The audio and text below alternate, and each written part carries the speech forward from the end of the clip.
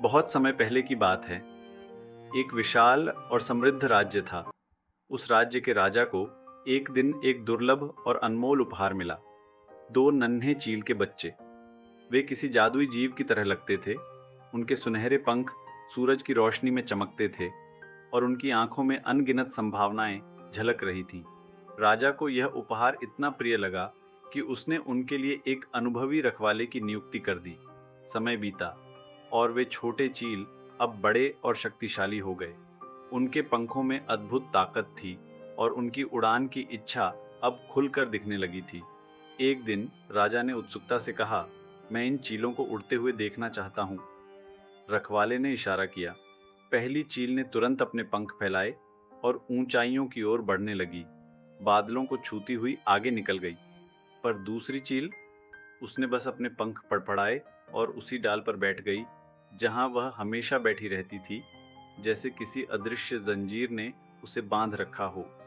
राजा ने यह देखा और उलझन में पड़ गए। उन्होंने रखवाले से पूछा, ऐसा क्यों है? एक चील आकाश को अपना घर बना रही है और दूसरी अपनी जगह से हिलने तक को तैयार नहीं। रखवाले ने सिर झुकाकर जवाब दिया, महाराज, हमने हर संभव प्रयास कर लिया। इस चील को प्रेरित करने के लिए कई तरीके अपनाए, लेकिन यह अपनी डाल को छोड़ने को तैयार ही नहीं। राजा को यह सुनकर दुख हुआ। वह चाहते थे कि दोनों चीलें आसमान की ऊंचाइयों को छुए, अपनी असली शक्ति को पहचाने।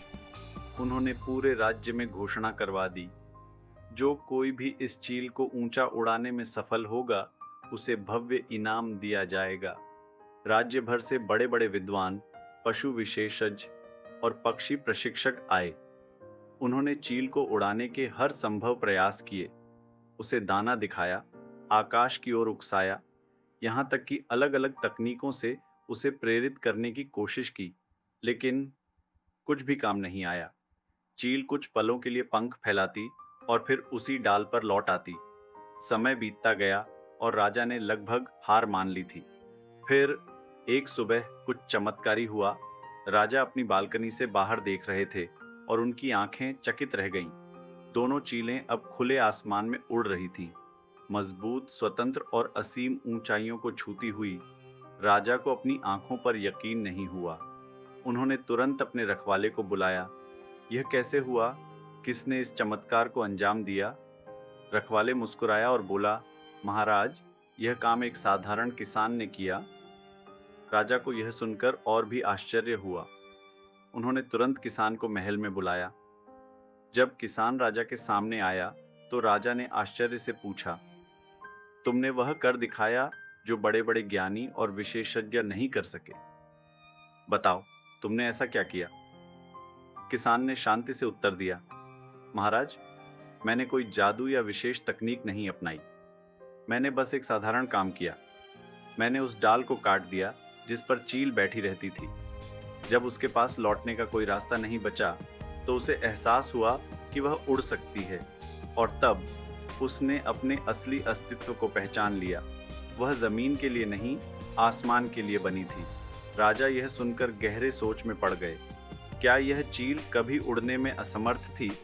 नहीं, वह उड़ सकती थी, लेकिन उसने खुद को अपनी ही सीमाओं में बांध रखा था। उसे लगा था कि उसकी डाल ही उसकी दुनिया है और वही उसका सुरक्षित स्थान है। लेकिन जब उस डाल को हटा दिया गया तो उसने अपनी असली ताकत को पहचाना और खुलकर उड़ान भरी। यह कहानी सिर्फ एक चील की नहीं, यह हम सबकी कहानी है। हम सबके जीवन में ऐसी डालें होती हैं। हमारी असुरक्षाएं, हमारे डर, हमारी पुरानी सोच और हमारे संदेह। हम उन पर चिपके रहते हैं, यह सोचकर कि वे हमें सुरक्षित रखेंगी, लेकिन असल में वे हमें हमारे सच्चे सामर्थ्य से रोक रही होती हैं। जो इंसान उड़ना चाहता है, उसे पहले अपनी डाल को काटना होगा। यह डर हो सकता है, आलस्य हो सकता है, या फिर कोई पुरानी सोच। जैसे ही आप अपनी सीमाओं को तोड़ते हैं, आप भी उस चील की तरह खुलकर उड़ सकते हैं, बिना किसी डर के, पूरी ताकत के साथ। तो सोचिए, आपकी वह डाल कौन सी है?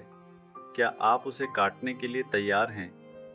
क्योंकि याद रखिए, आप भी चील की तरह पैदा हुए हैं, जमीन पर चलने के लिए नहीं, बल्कि खुले आसमान की बुलंदियों को छूने के लिए।